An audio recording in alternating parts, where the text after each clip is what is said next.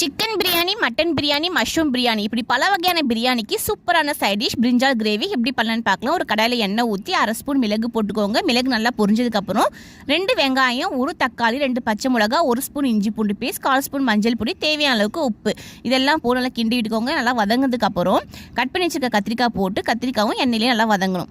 அதுவும் நல்லா வதங்கினதுக்கப்புறம் காரத்துக்கு தேவையான அளவுக்கு தனி மிளகா பொடி போட்டிருக்கேன். நான் வந்து 1/2 ஸ்பூன் தனி மிளகா பொடி போட்டிருக்கேன். உங்களுக்கு எந்த அளவுக்கு காரம் வேணுமோ அந்த அளவுக்கு நீங்கள் போட்டுக்கலாம்.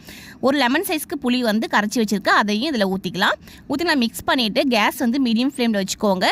நல்லா கொதித்து வெந்து எண்ணெய் அழகாக பிரிஞ்சு வரும். அந்த ஸ்டேஜில் வேர்க்கடலை வந்து மிக்ஸி ஜாரில் போட்டு பவுடர் பண்ணி வச்சுக்கிறேன். அந்த வேர்க்கடலை பவுடர் வந்து கத்திரிக்காய் கிரேவியில் போட்டுக்கலாம். கத்திரிக்காய் கிரேவியில் போட்டு கேஸ் சிம்மில் வச்சுருங்க. 10 நிமிஷத்துக்கு நல்லா கொதித்து அழகாக எண்ணெய் பிரிஞ்சு வரும். அப்போ பார்த்தீங்கன்னா சூப்பரான கத்திரிக்காய் கிரேவி வந்து ரெடி ஆகிடும். எல்லா பிரியாணிக்கும் செம்மையாக இருக்கும். நீங்களும் ட்ரை பண்ணி பாருங்கள். தேங்க்யூ.